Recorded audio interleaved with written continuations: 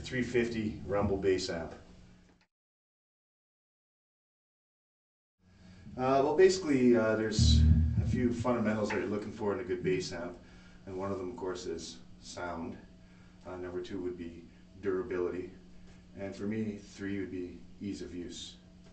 So we're just going to take a look at some of the features on this Rumble 350. First of all, as you can see here, it's fairly simple to use. You've got a 3-band parametric EQ, 4 bands, sorry. You got your bass, your mids, and your treble. You've got a shake button, which does something like this. This is without, just flat. This is your mid scoop, and this is more for the slapping or the popping or the pick. Alright, personally I like it on the scoop. You've also got an overdrive here, which has a fair amount of sensitivity. That's your blend, how much you want in, and the actual amount of distortion. If you pick up just an easy little foot switch, which I highly recommend, then you can switch it on and off. And again, if you want just a little bit of grit, or you can go to mid thing, you know, if you want to go a little crazy. Okay. You've also got an effects loop, which is a nice little thing if you have some other stuff and you don't want to be stomping on pedals. RCAN, headphone jack, that's your foot switch jack, and also you've got a DI right on the front. There's really nothing on the back of the cabinet, it's all enclosed, which is nice, so you have less cords, and there's only the one volume on it. Alright, now one of the really good things about this amp is it's small enough to carry around for the smaller venues, but it can also keep up with the band in the large venues. This is at 6 o'clock here. See, and I got lots of headroom there yet, and so it can keep up with just about anything you got going.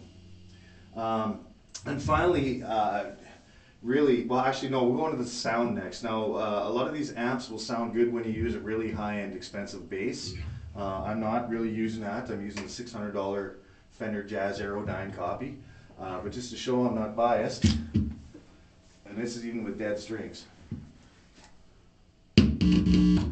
So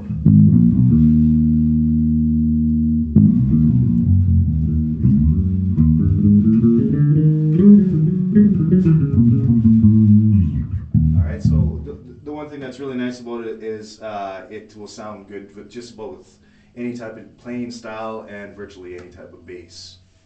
Alright, and the last thing I want to talk about really is durability. Now, I haven't had it for long enough to say how it's going to do on the road, but it's solid state, so you're going to have less problems than you're going to have with the tubes. And it's a fairly close representation of a tube sound, particularly if you mix in distortion. It's nice hard shell casing.